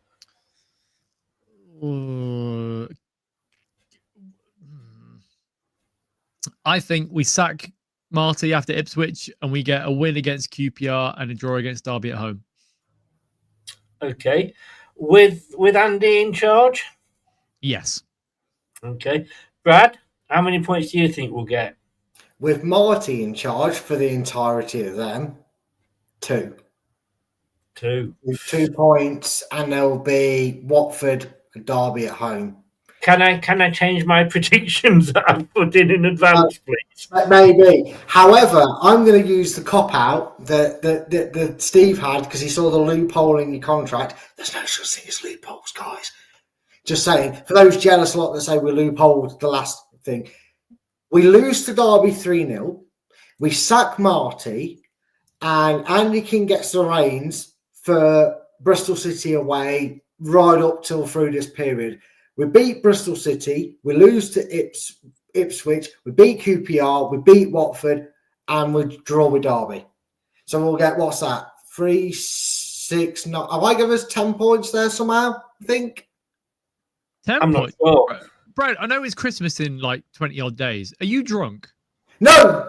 Think about new manager bounce. Think about Shakespeare. Think about Chris Powell when he had the reins for a little bit. Think about all these interim managers that had a good bounce and got us. Oh yeah, what was he called? The guy that took over. What was it when we sacked Brendan? Dean Smith. No. It was on a little bit of it. We might have had some disaster results in that, but he got us more wins in that collective period. No. I'm getting the wrong guy. Then the guy that took over. Adam Davey and was it Adam Davey? Yeah, or Adam, whoever it was. Yes, yeah. Brendan took off after all. Yeah, I can't remember. Fucking remember. No, you are right because we mocked him, Chris, as saying he was Brendan 2.0 because he had 2 games and didn't change anything. But yeah, that's my thing. If we sack him after a humiliating defeat against Derby, Andy King inspires a little bit of form for. And I said it, Chris.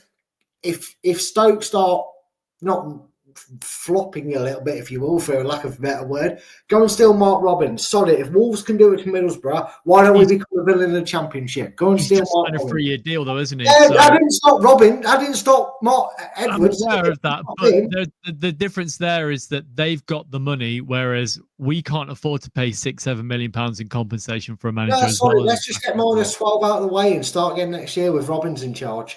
That's what I'll say. Get it done. I've changed my tune because I said I wasn't keen on Andy King taking over, but if he's going to come in, and he's going to drop these wankers that are playing now, and not as much use as the traffic cone, then and play the youngsters, which he was getting a tune out of at the start of the season, Steve. Give it to him. I know there were, friendlies and what have you. He did get them playing well. Yeah, he did. Yeah, I look. The thing is that is it too early for Andy King to be a proper manager? Probably. Oh no, I'm about a caretaker, maybe. Yeah, till the end caretaker. Of the season. I think he'd be fine for 3 or 4 games. Yeah. Well, maybe not 3 or 4 games, a couple of games. But again, I go back to the fact that I don't think we'll sack him really until we get the the new technical director in. Because why would you sack a manager, then employ a technical director who might not take to the new manager? You'd rather have them all on the same page, wouldn't you? Well, if we sack the manager and put Andy King in charge as a temporary manager, then he's just got to bring in a manager, hasn't he? But who knows when we'll get that technical director? That could be, well, that could just be a pipe dream, couldn't it? Right, the moment we've all been looking for, and guess what, guys? I'm going to join you this week because I'm going to give my opinions as well. So here we go. We're going to start with the starting 11 and our goalkeeper. I think he was let down a lot by his defence in that first half. He wasn't brilliant. The first goal went through his legs. But was he, like I say, was he to blame, if you like, for either of those two? I don't necessarily think he was. I'm actually going to start and say, for what he did, I'm going to give him a 5. Steve? 0. I'm agreeing with one of you, and it's not Steve. Probably one of the very few. Sorry, there's not many that I will be giving scores to, but what was he to do? What must be going through his mind when he sees Harry Winks miss a ball going at this pace, and your so-called star midfielder that we got from Tottenham Hotspur, right? He couldn't kick a ball that was rolling slower than a snail. If I was Begovic in that situation, I'd be going, oh, fuck my life. Because it's going in the net. He couldn't do anything about the goals. And in fact, to be fair, I know Steve mentioned it earlier, it would have been 7 or 8 without Begovic. It really would have been. So You're 5, are you? Yeah. I love that, Brad. I've always said you're a great mate. Whenever he turns up on time or actually has his camera on, he's all right, isn't he? He is. Top fella. Here we go. Jordan. He won't like that the first goal went through his legs, as I said, and he seemed slow to dive for the second. But it can't really be said that he was at fault for either. He didn't actually have many saves to make beyond that. He got lucky with one poor pass late on. He gets a 4 off Jordan. I love the fact that he said that he's slow to get down. Yeah, he's 38, mate. Like, you try get down at that age. I'm 35, and even I can't get down that quickly. He's a better getting down's easy. Problem is getting fucking back up again. I ran a 10K earlier tonight, right? Before coming on the show. I ran a 10K, right? I got back and I am fucking knackered, right? And I'm younger than Begovic, and even I wouldn't be able to. But fuck off, Jordan, you prick. You love it. Jordan, if you're watching, we'd love to have you on the show sometime. Please take the job. Me and Steve would love to be on the show with you, honestly. Chris wouldn't even need to be it. No, I'd just get a book and sit in the corner. Ricardo, who was our captain. I don't know about. I'm going to go first, Steve. Is he going to give? I'll write that down for all of you. Shall I? I did say at the very start of the show, I'm giving zeros to everyone because of that first half performance. Right. I don't think he was very good. As a captain, he absolutely did nothing there to G the players up. I don't know what he thinks his role as a captain is, but sort of doing that. What? I never see him talking. He managed to get through this match without a yellow card, which is a first. I'm going to give him a 3. Steve is going to give him a 0. But I will say that, okay, I'm giving him a 0, but he's done. His legs are gone. He's not the player he was a year ago, let alone 2 years ago. I just think that the end of the season can't come quick enough, and it's sad because it is like sending your favorite dog up to the farm upstate, isn't it? But look, sometimes you need to let him run around with his mates upstate with a bullet in his. No, I won't say that bit, but yeah, just let him go. Just let him go. Let him go run upstate. Let it go. In fact, I think I might have something for you here, Steve. Where are we? I need to find the L's. 12 years later. I know. Well, I'm not ready for it. There we go. Brad. He can't captain. He can't motivate. He can't run. He can't play 90 minutes. He can't play 2 games a week. Why is he in the squad? Steve, high 5, 0. A salute then, Brad. I'm going to go for you. Well, you said about the bullets. I thought we might as well go for something a bit more contentious. I'm just worried that these are high fives, and we're not sort of trying to support a young German group, are we? Nope. As Basil Foley once said, don't mention the war. I think I got away with it. I'm trying not to mention his name because I did done yesterday when I did a show, and I'm still worried that he might be linked to the episode. Right, are you ready for this, guys? Much better. Why is Begovic still on the screen? Sorry? Why is Begovic? I know he's old and slow, but he isn't that slow to move out Ricardo's way. Chris is old and slow now, though, isn't he? Yeah, this is it. Like I say, I can get down easy enough. I just can't get up in more ways than one. This is why his wife was his ex-wife. Yeah. Much better. He blocked O'Hare's effort well in the lead up to the first goal and was strong generally in defence. Showing composure in dangerous moments, he was at the heart of the good attacking play, as well as picking up great positions. Some simple passes did go astray, though. 7.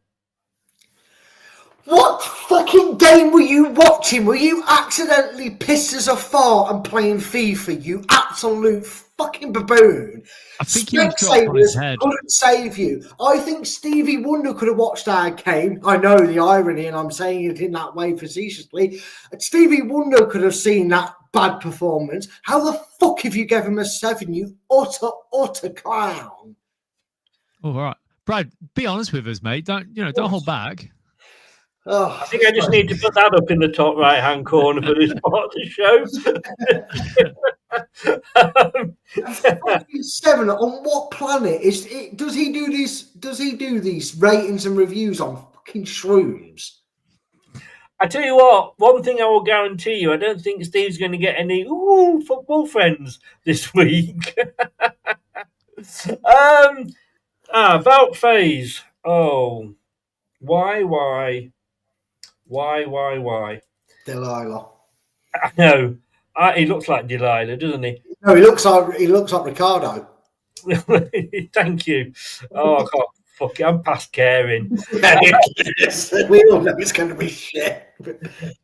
I mean, I don't know where to go with this guy. I'm going to have to actually agree with Steve. I've got to give him a 0. I think he was absolutely useless. He's part of. I mean, I feel I actually feel like I've given Ricardo too high a score there, but Faye's central defender, 2 goals in 4 minutes. He gets a 0 from me. Not sure what you're doing there, Steve. You got your hand over his mouth, I think, at the moment. Oh no! That was Val Faye's hand. I thought was yours. He's looking at the hand above his. I thought you were trying to. I wouldn't blame him. I was very confused for a second there. So I shouldn't have gone to Specsavers. So should fucking Marty when he can see what players he's picking. So I'm going to go 0 for Faze. Elm, Steve, whatever you call. Gets a 0 for me, but I think it's important to point out that he got a little boo-boo on his face, so he couldn't play on any longer because you got a little. Yeah, no, mate, we all know what you were doing. When I was younger, it only happened a couple of times. Whenever I got subbed off, you always pretend to be injured, wouldn't you? You'd be like, my calf. Oh yeah, I need to come off. Not because I was playing shit or anything. No, I was playing shit. It was an excuse. He's using it as an excuse. Oh, a little cut on my head. Fuck off, dickhead. How's how you really feel, Steve? Calm down. How's that fence, Steve?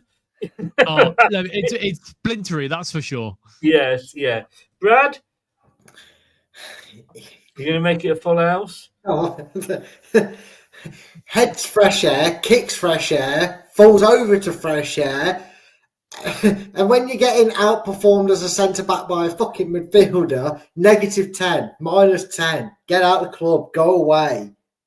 Go away. No, I gave -5 to somebody the other week, so are you going for -10? Yeah. Get out. I'd rather have no centre-backs than him. He lacked conviction in his clearances, and that proved costly. Shit show. Hang on. I think I'm not going to do a football friends or anything like that, but I am going to do this one. I said 12 years later. It's too fucking small. I can't see what That's what your wife said. Yeah, no shit, Sherlock.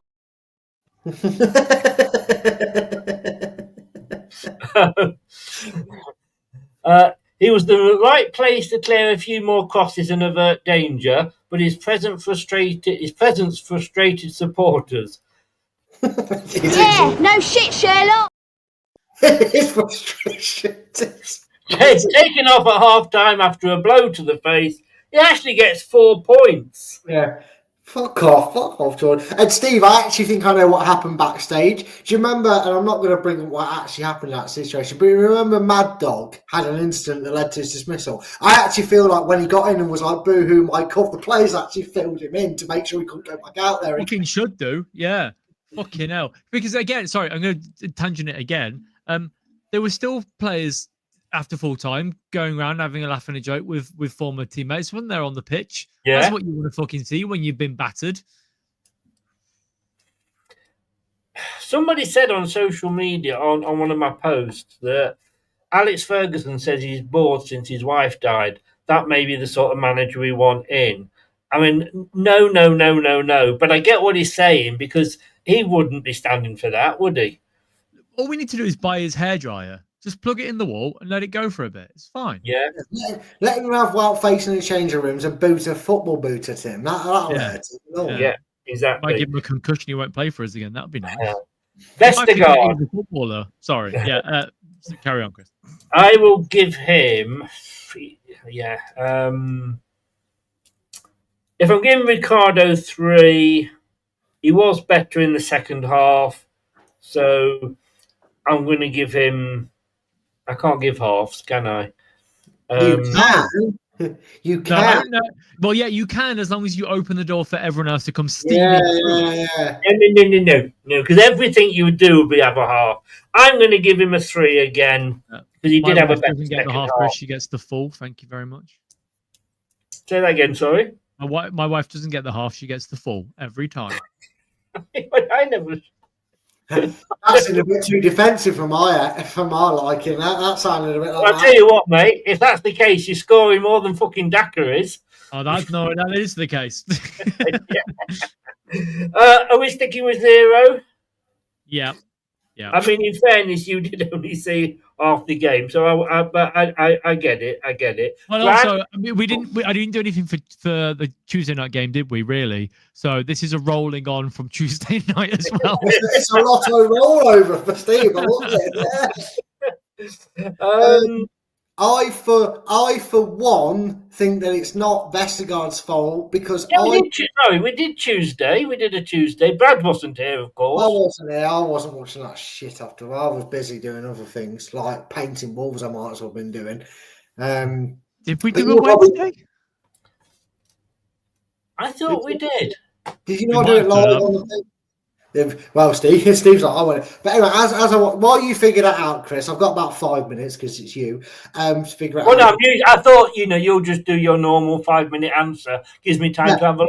That's what I'm going to do for you. I'm going to do a normal answer. No, I for one think that it wasn't Vestergaard's fault because I for one think that Vestergaard is 33 years of age or thereabouts and shouldn't be playing a high line football because I for one think that the one thing he has in common with Robert Hoof and Wes Morgan is we played him as deep centre backs, not high line centre backs, because I don't know if you've gathered, Chris, the only thing that this guy did right was be the only one that had no choice to play a formation that doesn't suit him. So my rating is 7. No, it's 1.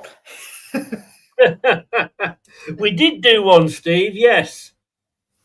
Steve got blind drunk about 4 seconds after full time. Doesn't remember. Yeah, I'll be honest. Anytime I do content, as soon as that see you later off I go, it's just gone.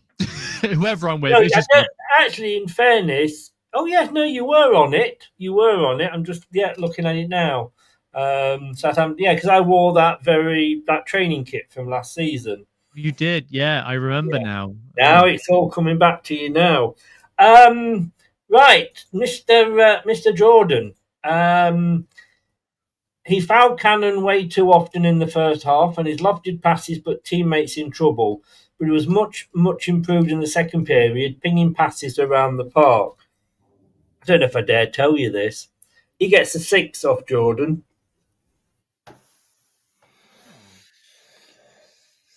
Sorry, I know I'm going to bring you some positives here. Jamie Vardy has just scored in Italy again, so there's a positive.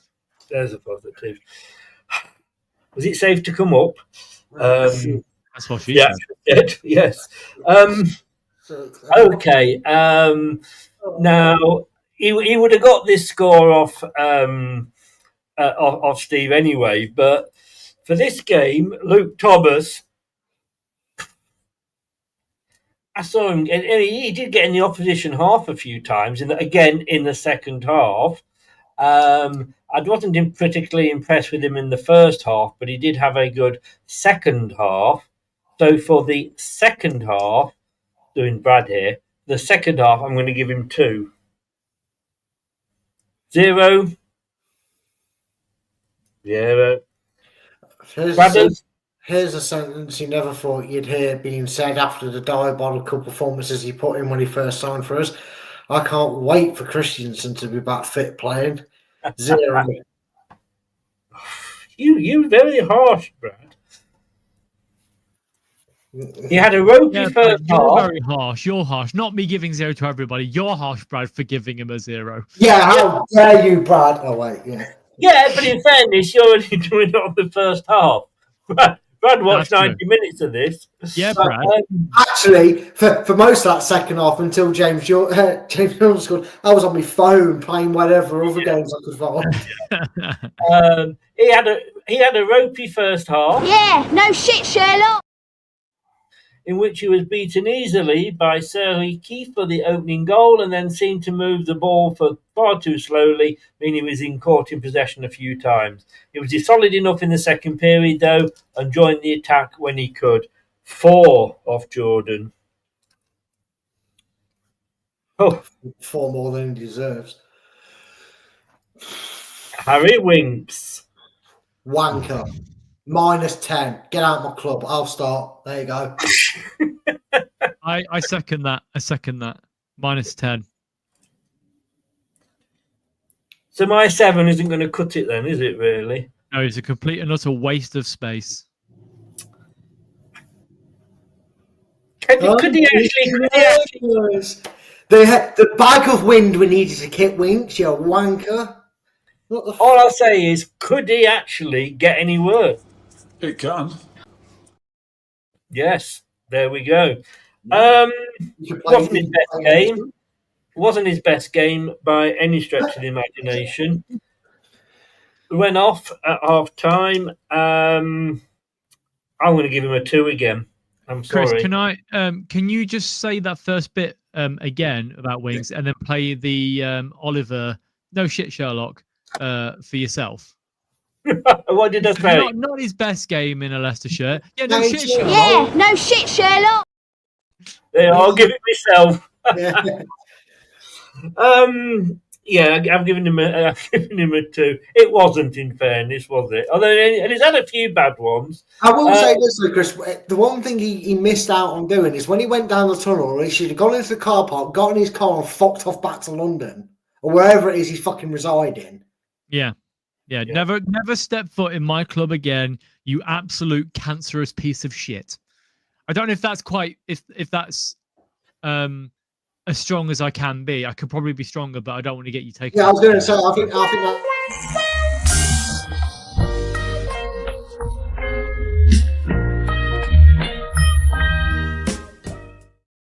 That seems quite dilute and. Yeah, I just think he's showing his love for Winks. I just thought, if we go. As I say to my wife all the time, I could go harder. Well, you can get pills for that now. Are you trying to say that Harry Winks is a tit? No. No, he's a cancerous tumour that is growing that needs to be surgically removed. He's a cyst on a ball sack. A wild miss kick, trying to get this back on track here. A wild miss kick led to the first goal. I mean, that was just awful. This kick is an invisible kick. Actually, I'd forgotten about that. I'm taking him down to a 1. No, you can't do that. You've already given a score. Yeah, we wrote it down. Can't change it. Right, let's go. We'll do this properly. Oh, he's still here. Okay. Putting him down to a 1, whether you like it or not. Chris, all right. I'll be fair. I'm going to give him 1.5. You're not fit to host the pod. You're not fit to host the pod. You're just a twat with a microphone. Sacked in the next show. You're getting sacked in the next show. Oh, God, you're so right. Right, Harry Winks. A wild miss kick led to the first goal, and he never quite got to grips with the game thereafter. Albeit he played some nice one-touch passes during City's better spells. There were too many passes that passed him by him too, and allowed Sheffield United to attack. He got a 4. Did he say during Leicester's better spells? He wasn't in the second half. What better spells? That was why he got a 4, because he was on the bench wearing a bib instead of drawing down in the shower, cleaning himself off because he was a dirty little prick. Are you saying that he was hiding, do you think? Oh, yeah, he's been hiding for a while. Where you're going, your father will never find you. Yes. That's scary, that one. Right. Okay. Right. Jordan James. I've got to say, and it's embarrassing to say, that a lone player is actually showing everybody else up. And to be fair, a free signing as well in goal. He shows passion. He shows effort. He was back into his favoured position. And what happens when you put him back in his favoured position, Mr. Cifuentes? He scores a goal. Who would have ever thought that? Fucking wanker.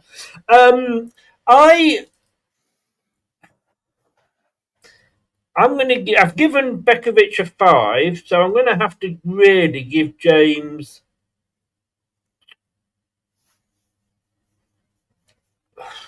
I'm going to give him a 7.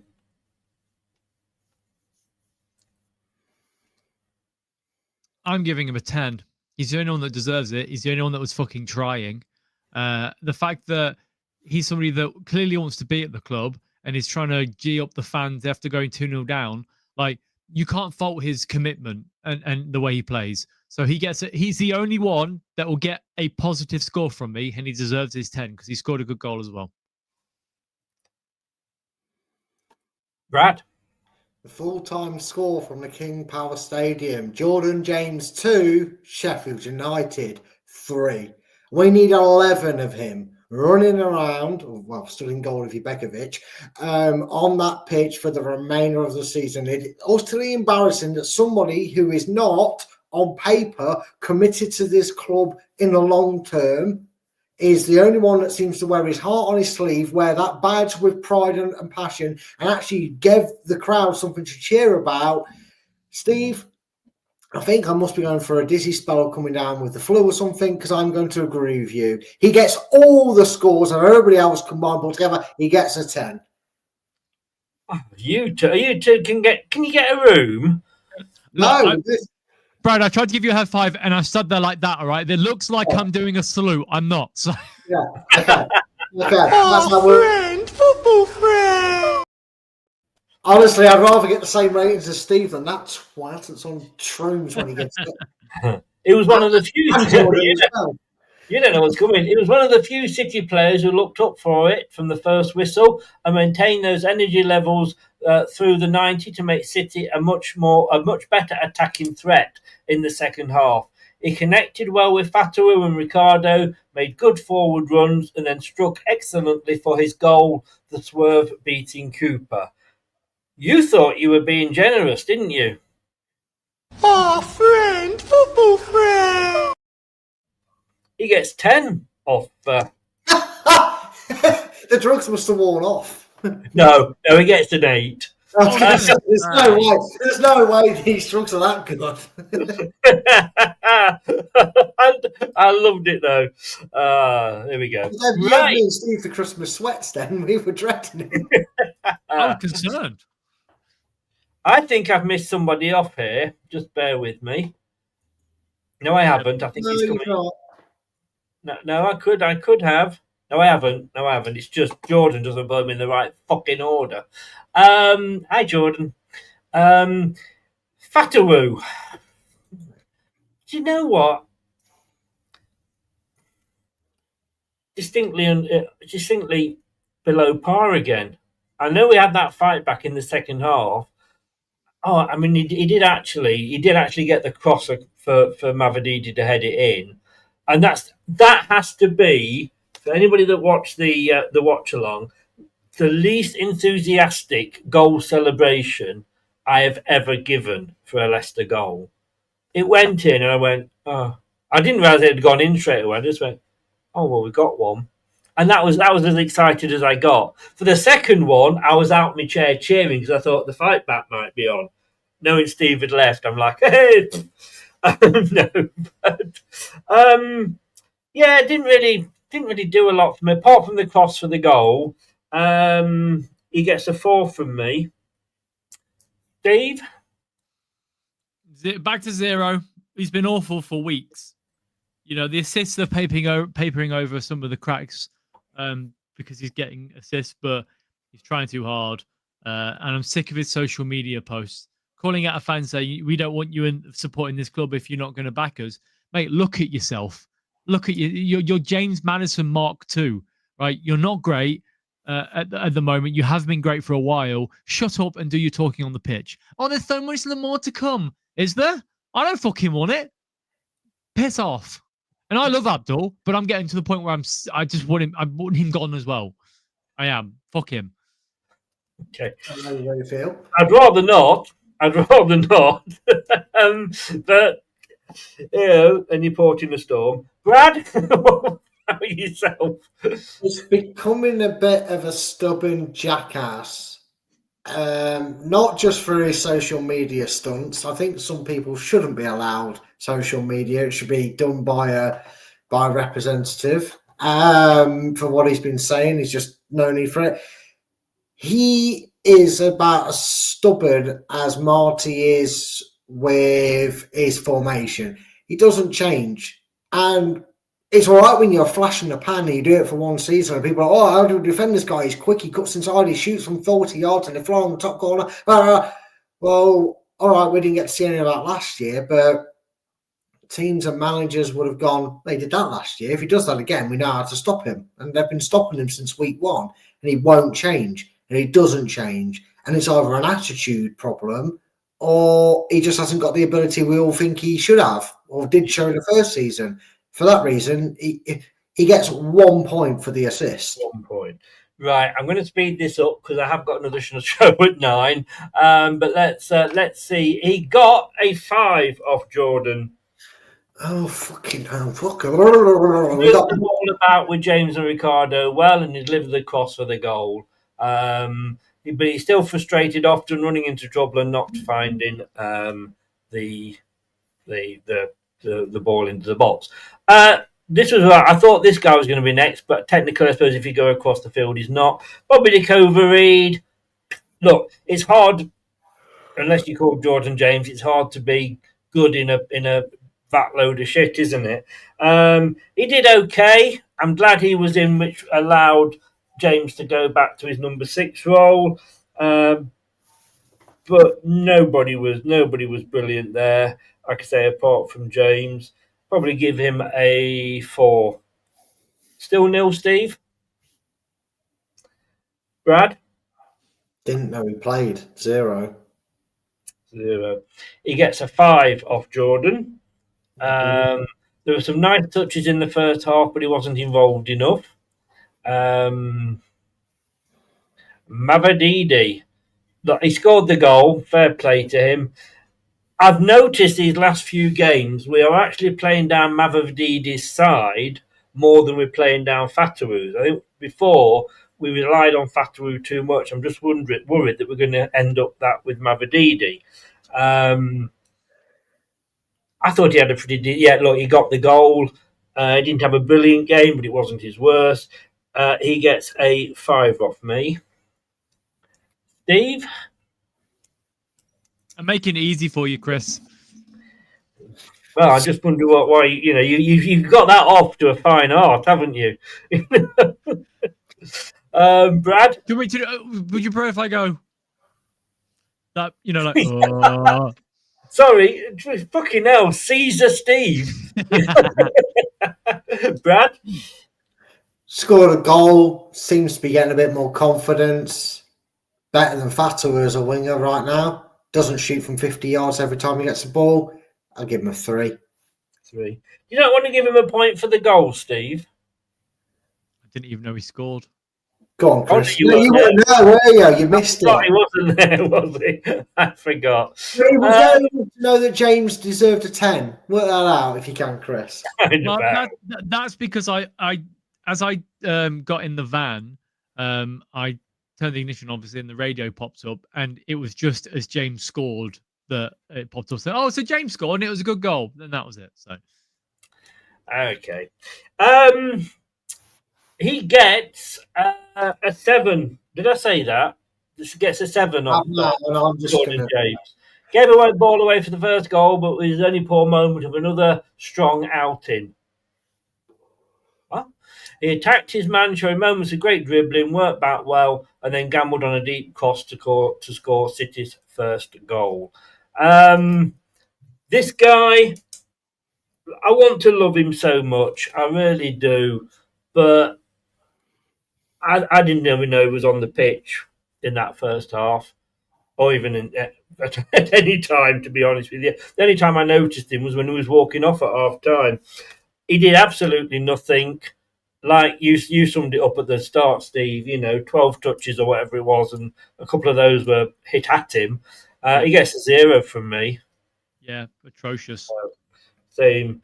Brad? Didn't know he played. Take the 2 off his shirt number. 0. 0. Ooh, look at you getting clever. Um, right. He got he got a 3 off Jordan.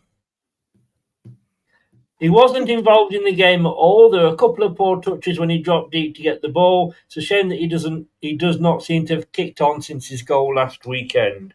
Right, very quickly, let's go through the subs. Skip. I am going to give him. I'm going to give him a 7. I think he did all right, to be honest with you. And he's out of position. He's been asked to do a job, and he did it. He gets a 7 from me. I'm going to write 0 down, Steve. No. He gets an 8. Oliver Skip gets an 8 from me because he played well. Have you accidentally put 2 zeros together? Is that what's happened, Steve? He was. That's the best performance he's had in a Leicester shirt for a very long time. Ever is what you meant. Ever, yeah. The barrel is bottomed out of the barrel right now. We're digging into shit, but look, he's sticking his head out of that shit. So.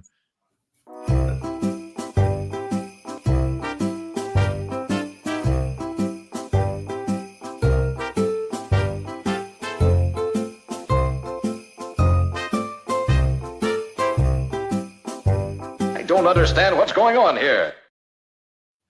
I don't. You've given Skip an 8. I don't understand it. I'll tell you why, Chris. I'll tell you why. If I have to sit and watch that shit show every day, every game, the least they can do is if they ever get to watch this back, they'll see that I'm performing how they're performing on the pitch. So, an 8. There you go. Inconsistently. Brad? Our best defender was a midfielder. I'm gonna go with you, Chris, because 8's ludicrous, but he actually did okay. I know.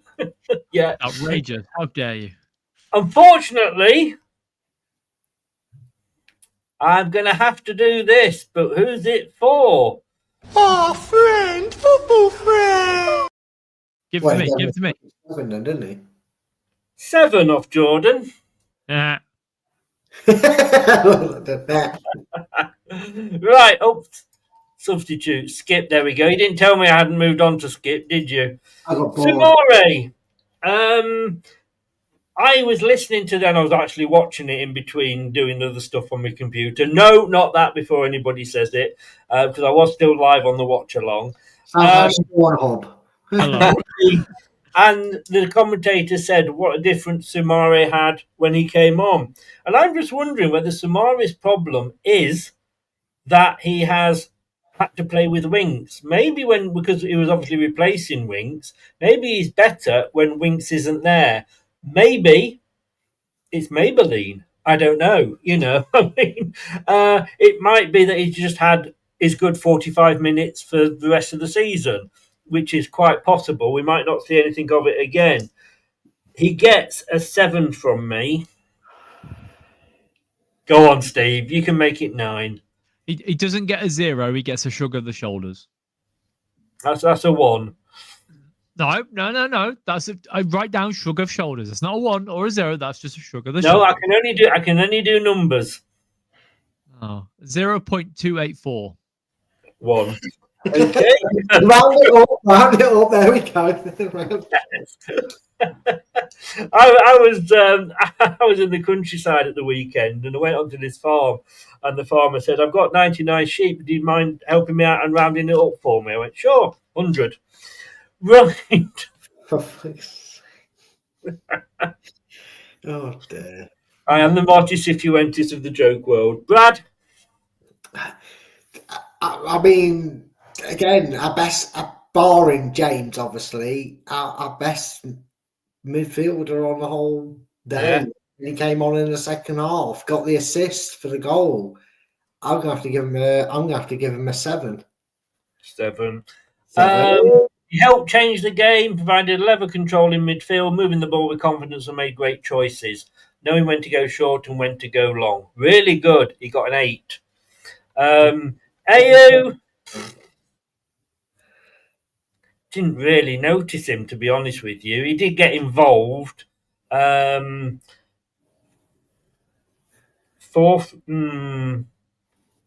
I'm gonna be a football friend, so you know what Jordan's going to give him, but I'm going to give him a 5. For Steve, it's a 0, or you're shrugging the shoulders again? No, it's a 0. Brad, Didn't even know he played. 0. Paul Carranza. 0. No, not Paul Carranza because he's shit. He did hold the ball up well, although he's maybe too negative when he offloaded. As an attacking threat, he didn't offer much. And like I say, I am a football friend. He gets 5, and I guess I'm going to have to play it for myself, aren't I? Do I have to? Yes. Yeah, obviously. Yeah. Them's the rules that you made. I'll play that one. I just don't Oh, like it. I didn't realise that you loved John Blackwell so much, Chris. That's interesting. Jordan. Oh, yeah. Brothers from another mother. I'll tell you. Football friend. Monga. He did actually make an effort. He should have been brought on earlier, in my opinion. 6 for me. Because I don't want to get another football friends. That's cheating. Yeah, isn't it? Boo! Wait up. Boo! Oh, you You're said not fit to Blackwell, host the didn't you? pod. You're not fit to host the pod. All right, I'll give him a 5. That's what I was going to give him. 5. Seth Steve. Blackwell. 0. You get a nonchalant Steve now. He can't be asked to talk about these shit players anymore.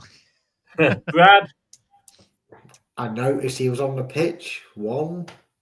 Also, we're on tomorrow. Where's Monga's picture, Chris? He's blended in. He is the same person. That's not you. I know they're all black, but they're not the same, Chris. Come on now. The views expressed by the gentleman known as Elm are not necessarily those of Leicester Till I Die TV. I was too busy having to put my fucking football friends thing up, wasn't I? I can't multitask. I'm not a woman. Oh, friend, football friend. The views said by Chris then is not the same as everybody else on the show. Right, here we go. What are you giving Cifuentes? Oh, 0. No, -10. It was terrible. Yeah, same. Double order. I'm giving him 1. No, I'll give him 2. I'll give him 2 for the second. 2 for the second half only. Right, team performance. I'm going off my. Oh, you're bored, are you? Sorry. Oh, yeah. Going off my first half because I didn't see the second half. The worst game of football I've ever seen so far this season, and genuinely, I don't think it deserves a score. It deserves a lot of expletives, but I won't say that. 0. Brad. The first half was -10. The second half was +5. So -5. -5. I love what Kevin said there. When Skip gets 8, then that's the time to give in. Very, very true. I have given a 5. And my logic in the 5 was that they were absolutely shite in the first half. And in fairness, they were brilliant in the second half. So they're going to get half the mark, which is a 5. So I've given them a 5, which, as it happened, and can I just say to everybody, by the way, Alan goes to all the matches. He could be sat next to somebody. Brad. He could be sat next to somebody who is thinking completely different to him. Do not give the poor guy abuse, which he nearly walked away from this from me at the weekend. I've stopped putting it up on social media and I just use them now in the live shows. If you don't agree with him, you don't agree with him. That is fine. Do not give somebody abuse for the score they give or the man of the match they pick, because it just shows a lack of intelligence and shows you up for the Neanderthal hole that you are. Yeah. He's given 5.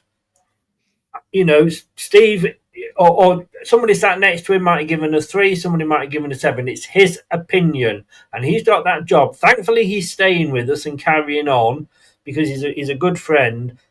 Leave him alone. That's all I'm saying. Or anybody, we all have opinions.